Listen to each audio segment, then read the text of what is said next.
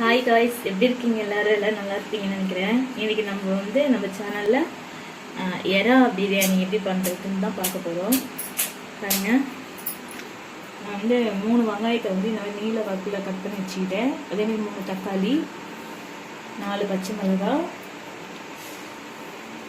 நமக்கு தேவையான மசாலா பட்டை, கிராம்பு, ஏலக்காய் 3, அப்புறம் அனாச்சி, இதெல்லாம் தான் நம்ம சேர்க்க போகிறோம்.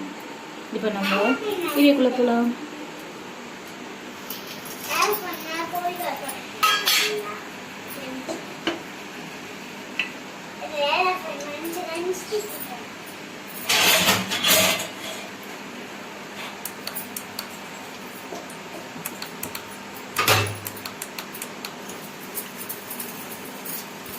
இப்போ நம்ம கொஞ்சம் சோம்பு போட்டுக்கலாம்.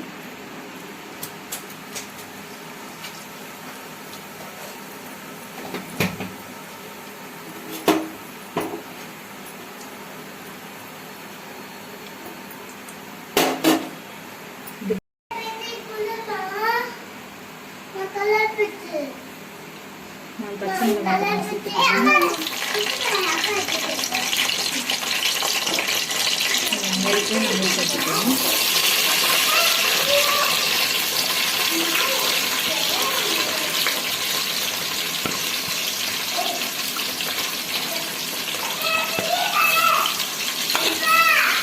வெங்காயம் நல்லா வதக்கணும். எங்க பொண்ணு பாருங்க, எங்களுக்கு ஹெல்ப் பண்ணிட்டு இருக்காங்க. புதினா கிள்ளி தராங்க எங்க பொண்ணு. ஹாய் சொல்லு.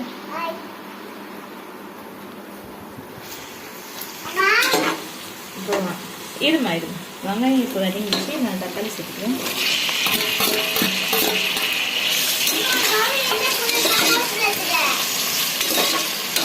தக்காளி நல்லா வச்சுங்க.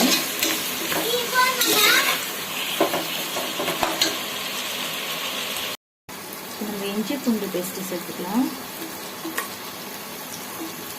ஒரு 3 ஸ்பூன் சேர்த்துக்கலாம்.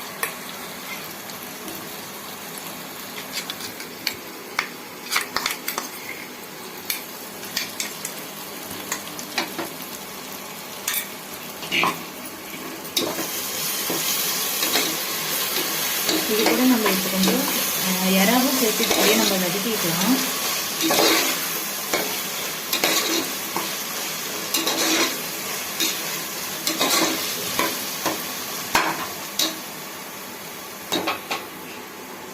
இது 1/2 kg எறா.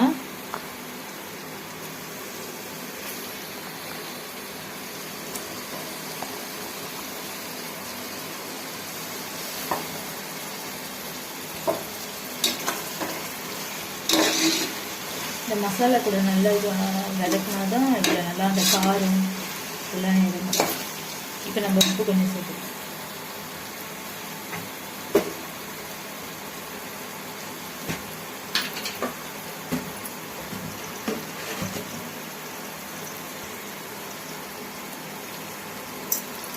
இது கொஞ்சம் தான் சேர்த்துருக்கேன். நம்ம அப்புறமா தேவையானது சேர்த்து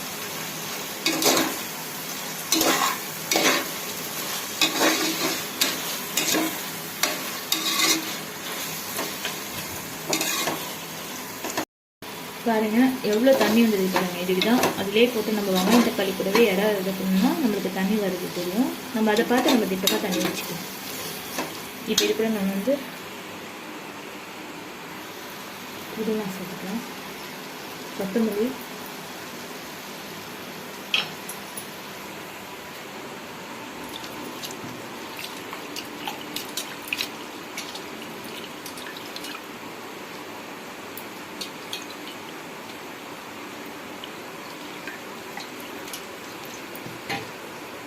என் குழந்தைங்க முழுசாக சாப்பிட மாட்டாங்க. அதனால நான் கொஞ்சம் அப்படியே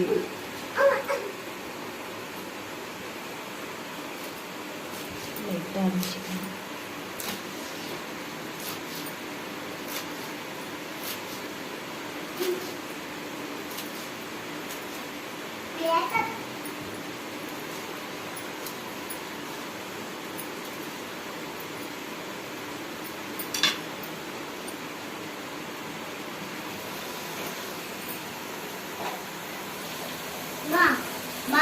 ஓகே ஓகே. இந்த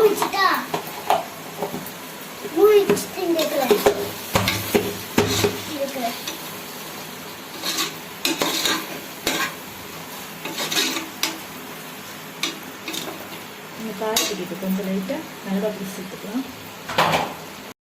இப்போ லைட்டாக நான் இந்த டேஸ்ட்டுக்கு பிரியாணி மசாலா, ஆச்சி பிரியாணி மசாலா வச்சு சேர்த்துக்கிறேன்.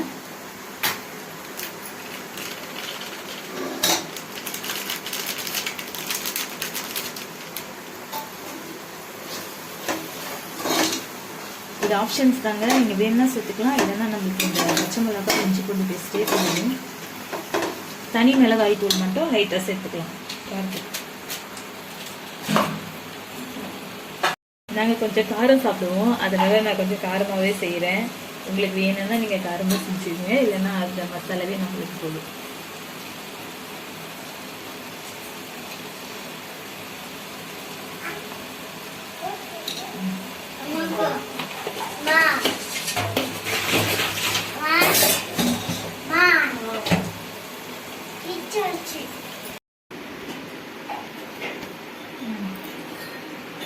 பாருங்க, நான் 3 டம்ளர் அரிசி உரிச்சிருக்கேன், இந்த டம்ளர் அளவு. இப்போ நான் தண்ணி சேர்த்துக்கலாம்.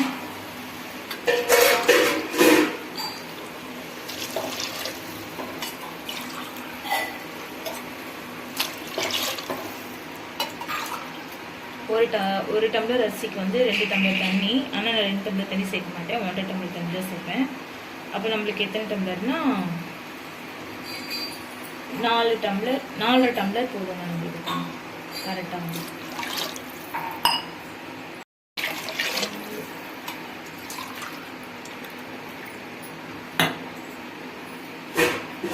இப்போ நம்ம உப்பு சேர்த்துக்கலாம் தேவையான அளவு.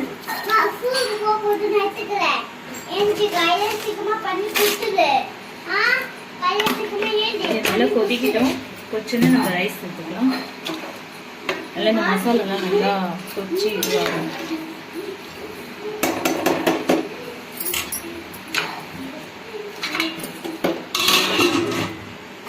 பாருங்க, மொத்தம் வடிகட்டிட்டேன். நம்ம அளவாக தான் தண்ணி வச்சுருக்கோம், அப்போ தான் நம்மளுக்கு புது புதியாக வரும் பிரியாணி. நம்ம செய்யறதுக்கு எல்லாத்தையும் ரெடி பண்ணிவிட்டு நம்ம அரிசியை ஊற வச்சுக்கணும், அதுதான் நம்மளுடைய கரெக்டான பிரச்சனை.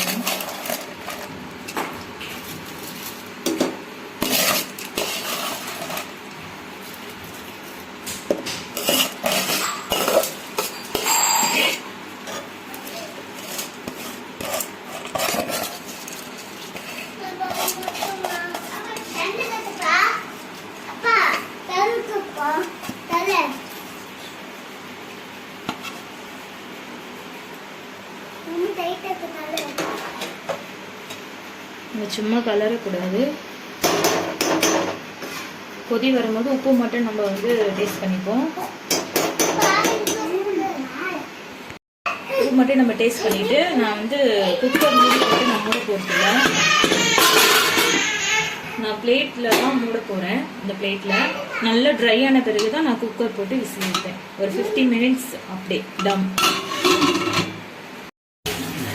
பாருங்க, இந்த மாதிரி ட்ரையான ஸ்டேஜ் வந்துச்சுங்களா, இனிமேல் தான் நான் வந்து குக்கர் விசில் போடுறேன். மேலே அப்படியே லைட்டாக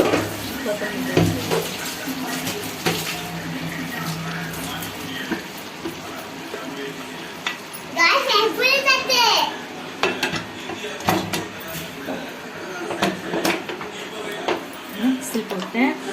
கரெக்டாக ரொம்ப நம்ம ஹை ஃப்ளேமில் வேணா, லோ ஃப்ளேமில் வச்சுருக்கோம். லோ ஃப்ளேமில் வச்சு 15 மினிட்ஸ் அப்படியே டம் பண்ணோம்னா நம்மளுக்கு நல்ல உதிரியான பிரியாணி ரெடி. பாருங்க எப்படி வந்திருக்கு பாருங்க பிரியாணி, நல்ல உதிரியா சாதம்.